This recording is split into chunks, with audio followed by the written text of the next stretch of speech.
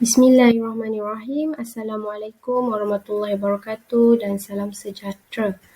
Di dalam slide ini saya akan menerangkan tentang teknologi casting.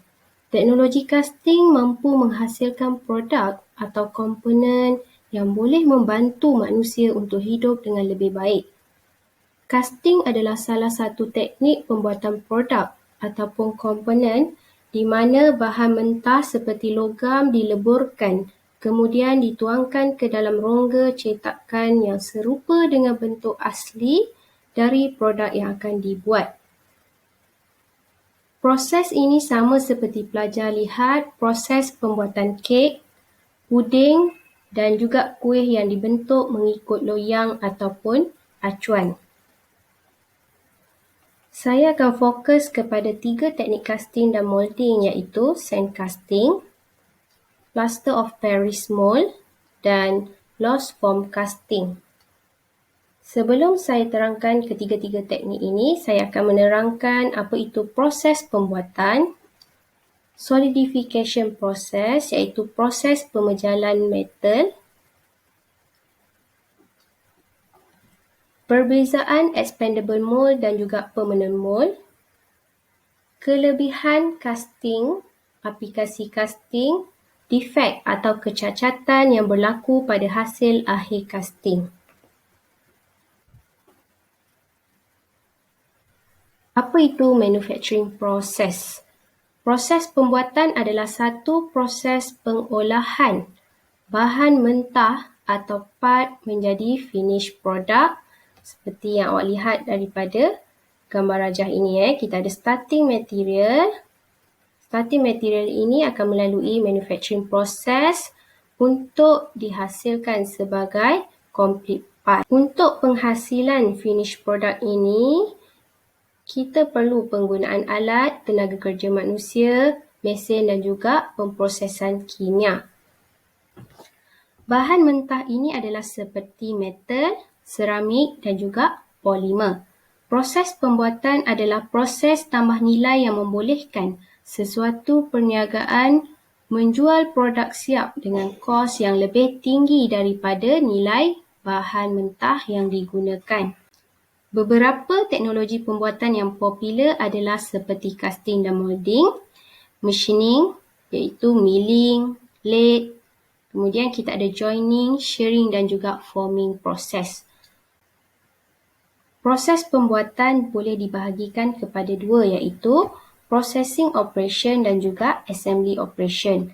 Kita akan fokuskan untuk casting ini adalah shaping processes yang mana kita menghasilkan produk ataupun membentukkan produk melalui solidification process. Apa itu proses pemejalan ataupun solidification process dalam proses metal casting? Bahan permulaan bagi proses pemejalan casting biasanya logam yang dipanaskan dan dileburkan.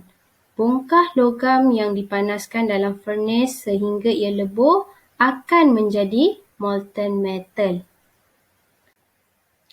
Dalam keadaan liquid, molten metal ini akan dituang ke dalam mold. Kita akan tuang dia ke dalam mold. Mold ini adalah satu kawasan cavity ataupun kawasan berongga. Logam dalam keadaan lebur mempunyai tenaga yang tinggi sebab dia berada dalam keadaan cecair. Semasa logam lebur menyejuk, ia akan kehilangan tenaga dan membentuk kristal. Oleh kerana kehilangan haba lebih cepat berhampiran dinding acuan daripada tempat lain, awak boleh lihatlah, ini kita punya mold, dalam ni adalah molten metal. Bahagian paling hampir dengan dinding akan ataupun dia akan mula mengeras berbanding kawasan bahagian dalam. Molten metal ini akan menjadi solid bermula dari kawasan yang menyentuh dinding mold, kemudian dia mengeras ke bahagian dalam. Dalam rajah yang ini awak akan nampak lebih jelaslah. Dalam kawasan mold ini, kita ada molten metal warna merah. Molten metal ini akan mengeras pada bahagian dinding. Kemudian molten metal yang menyentuh dinding mol akan keras terlebih dahulu, barulah dia akan mengeras ke bahagian dalam. Seperti dalam rajah ini, kita dapat lihat molten metal yang dituang tadi akan menyejuk secara perlahan sehingga menjadi solid metal. Proses pemejalan solid logam sepenuhnya akan menyebabkan logam tadi membentuk produk ataupun komponen mengikut mol.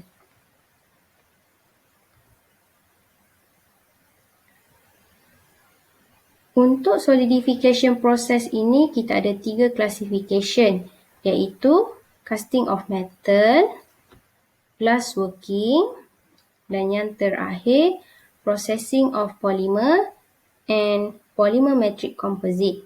Kita hanya akan fokus kepada metal casting yang menggunakan expandable mold casting. Apa itu casting? Casting adalah proses pembuatan di mana bahan yang diinginkan akan dipanaskan sehingga berada dalam keadaan lebur ataupun dalam keadaan liquid. Bahan yang biasa kita gunakan untuk casting adalah metal. Molten metal ini kemudian akan dimasukkan ke dalam rongga acuan ataupun mold yang telah dibuat sebelumnya, iaitu acuan berongga yang berbentuk produk.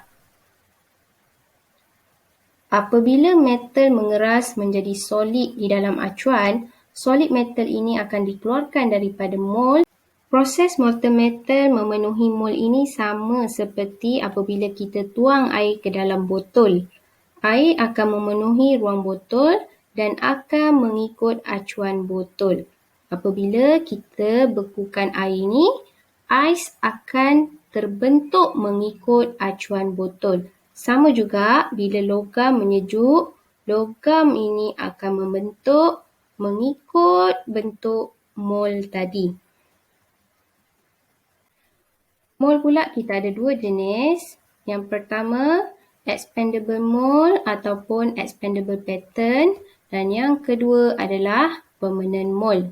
Okey. Pelajar perlu faham apa itu mold dan apa itu pattern. Ini saya akan terangkan sebentar lagi. Expandable mold casting adalah kaedah casting yang mana mold atau acuan yang dibentuk akan dikorbankan ataupun kita akan pecahkan untuk mengeluarkan produk akhir. Penggunaan mold ini hanya sekali sahaja. Sekiranya kita nak buat produk design yang sama, mold ini kita kena buat semula. Expandable mold ini biasa diperbuat daripada pasir, plaster dan juga seramik, yang mana bahan-bahan ini mampu menahan suhu tinggi. Itu untuk mold. Okay. Pattern dia tadi kita keluarkan. Teknik casting yang biasa guna mold jenis ini adalah seperti sand casting, investment casting, plaster casting dan juga evaporative pattern casting seperti loose form casting. Untuk evaporative pattern casting, itu adalah expandable pattern casting.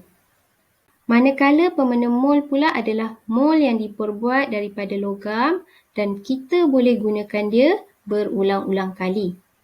Kiranya mold ini tidak akan dimusnahkan atau mold ini dia tidak mudah rosak. Contoh, apabila kita buat tuangan logam, bila molten metal ini mula keras dan sejuk, kita akan buka mold. Kemudian kita akan keluarkan produk yang dah terhasil. Mold tadi, dia tak akan pecah. Mold tadi kita boleh guna semula, kita pasang untuk buat penuangan seterusnya. Molten metal yang biasa kita guna untuk permanent mold ini adalah aluminium, magnesium dan juga copper alloy. Teknik casting yang guna mold ini seperti die casting. Kedua-dua jenis mold ini ada kelebihan dan kekurangan dia. Untuk expandable mold, dia sesuai untuk production yang bilangannya tidak banyak. Sebab proses membentuk mold ini kadang-kala dia mengambil masa. Sebab ada sesetengah pattern yang kita hasilkan, dia mempunyai complex shape dan juga complex geometry. Untuk casting yang menggunakan expandable mold ni pun kita boleh hasilkan produk yang berongga ataupun mempunyai bukaan dalaman. Permanent mold pula sesuai untuk mass production ataupun production yang banyak. Tapi dia ada kekurangan yang mana design produk tu geometri dia agak limited. Ini adalah pecahan bagi jenis mold dan juga pattern. Saya hanya akan terangkan tentang expandable mold dan juga expandable pattern. Pelajar boleh lihat di sini teknik casting apa yang menggunakan expandable mold dan teknik casting apa yang menggunakan expandable pattern. Okay, contoh expandable mold adalah sand casting, shell casting.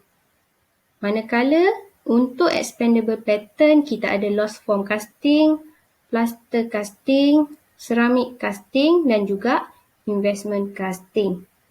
Untuk expandable mold, pattern product, okay, kalau awak lihat kat bawah ini contoh sand casting.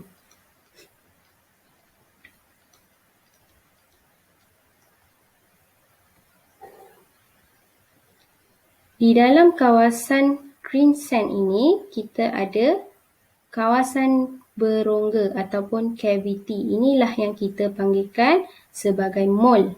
Okay. Satu complete set ni sebagai mold. Okay. Di dalam mold, kita akan ada cavity. Cavity ini dihasilkan menggunakan pattern. Pattern yang membentuk cavity ini, sebelum kita lakukan tuangan logam, kita akan keluarkan. Okay, maknanya pattern tu kita boleh guna semula. Okay, cuma mold dia ni nanti kita akan musnahkan untuk keluarkan produk akhir. Okay. Untuk expandable mold, pattern kita boleh gunakan semula. Pattern produk kita akan keluarkan dan kita boleh guna semula untuk next mold.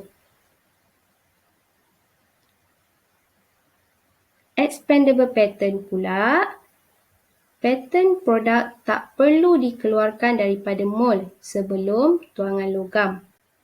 Pattern produk ini biasanya diperbuat daripada wax, plastik, polystyrene ataupun bahan-bahan yang mudah cair dan tersejat apabila dikenakan molten metal yang panas tadi. Contoh polystyrene, bila dia kena saja molten metal, dia akan cair dan polystyrene ini automatik akan tersejat hilang. Pattern produk ini kita boleh guna sekali saja sebab dia akan musnah. Polystyrene yang membentuk produk, kita akan biar kat dalam mold. Okay, bila dia kena molten metal, dia akan musnah. Contoh nanti kita akan tengok lost form casting. Lost form casting ni adalah salah satu evaporative pattern casting proses yang mana dia hampir sama dengan investment casting.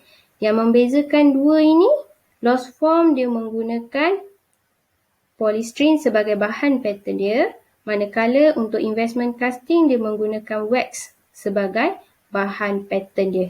Okay? Kita tengok pula apa kelebihannya kita menggunakan casting proses.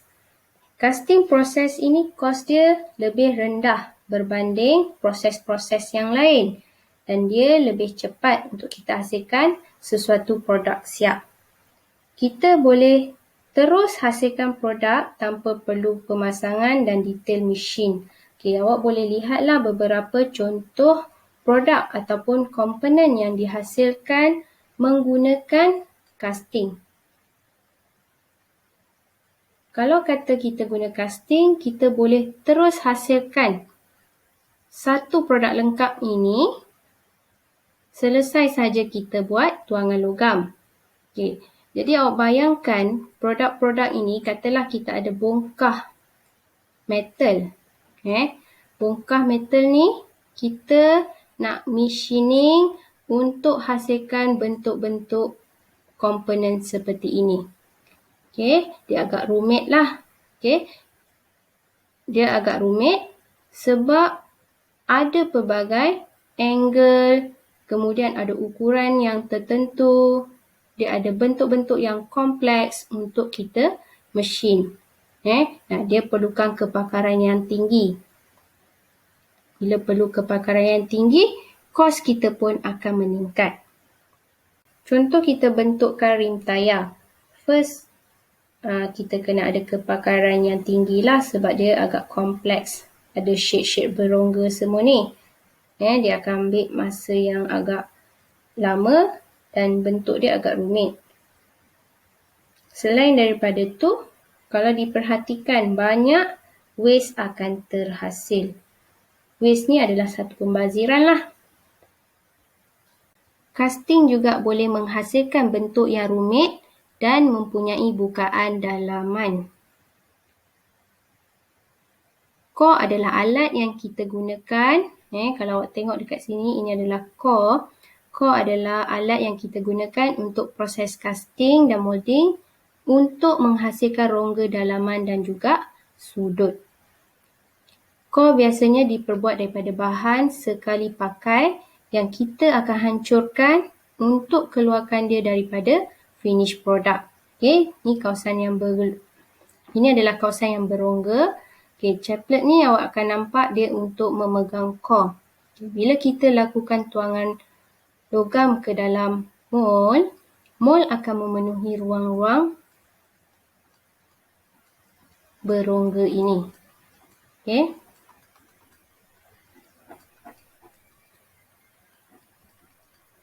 Apabila kita pecahkan mold, core ni kita akan pecahkan juga. Jadi, produk akhir yang kita akan dapat, awak boleh lihat dekat sini lah. Pada bahagian sini, dia akan ada lubang. Okey, lubang ni terhasil daripada core lah. Selain daripada itu, casting juga boleh menghasilkan produk dan objek dalam satu bahagian. Contohnya spana ini. Kita boleh hasilkan spana ini dalam satu bahagian saja. Ini boleh menjamin kekuatan alat inilah. Compare kalau kata sesuatu alat tu kena ada penyambungan. Poin penyambungan biasanya dia akan jadi titik kelemahan alat tersebut lah. Dan casting juga sangat sesuai untuk komponen komposit. Contohnya komponen yang perlu ada campuran antara metal dengan seramik, metal dengan polimer. Okey? Ini adalah contoh produk dan komponen yang dihasilkan menggunakan casting. Kita boleh nampaklah casting banyak digunakan dalam industri, otomotif, plumbing, aerospace dan juga dalam pembikinan machine tools. Okey, awak boleh nampak kat sini engine block, piston, crankshaft, manifold. Kalau kata dalam plumbing, valve bodies, pipe. Semua ini kita manufacture menggunakan casting. Apabila kita menghasilkan produk menggunakan teknik casting ini, produk yang terhasil ada kalanya akan ada defect. Defect ini boleh menyebabkan kekurangan ataupun ketidaksempurnaan komponen dengan spek yang sepatutnya lah. Okay, bila kita buat QC, kita boleh tengok kalau defect ni boleh memberi kesan kepada fungsi komponen, kita akan reject dia punya manufacture tu. Okay, cuma kelebihan casting ni, produk yang ada defect ni kita boleh leburkan semula dan kita boleh guna metal tadi untuk hasilkan produk sekali lagi. Kadang-kadang ada defect yang kita boleh baiki. Kita boleh hantar dia untuk machining ataupun trim. Cuma kalau boleh kita elakkanlah ada defect. Sebab untuk proses machining dan trim ni semua pun akan melibatkan kos. Ada banyak faktor kenapa defect dia boleh berlaku dalam casting. First, sebab raw material yang kita gunakan untuk hasilkan mold ataupun core ini tak sesuai dengan kerja casting tadi. Contoh kita nak buat sand casting tapi pemilihan sand kita tidak tepat. Nanti kita tengok untuk sand casting, mold dia kita kena buat menggunakan sand jenis apa.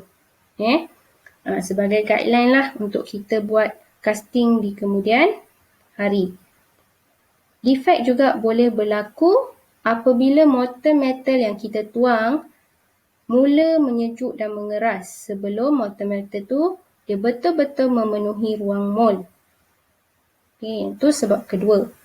Sebab ketiga pula, kadang-kadang pekerja ataupun ahli yang membuat casting itu kurang cekap dan kurang terlatih. Penggunaan tools, equipment, appliance ataupun pattern yang tidak betul pun boleh menyebabkan berlakunya defect. Ini adalah contoh Hottears defect untuk casting.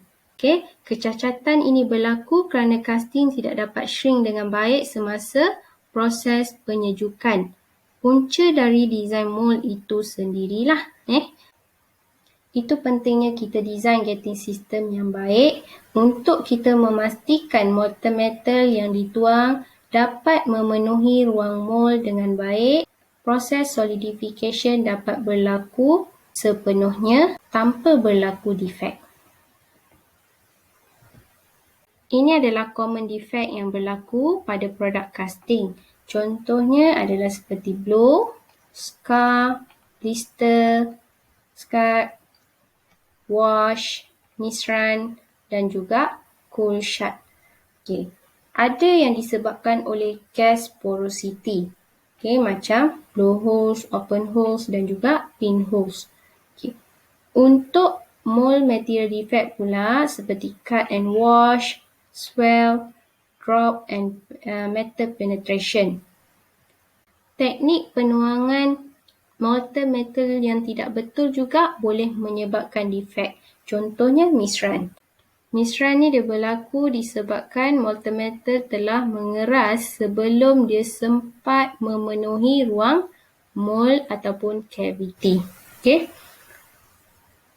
Kecacatan ini dapat dikurangkan ataupun dihilangkan dengan reka bentuk dan penyediaan acuan dan juga prosedur penuangan yang betul. Okey, dalam slide dan video seterusnya saya akan terangkan bagaimana teknik sand casting, plaster of Paris dan juga lost form casting dilakukan. Terima kasih.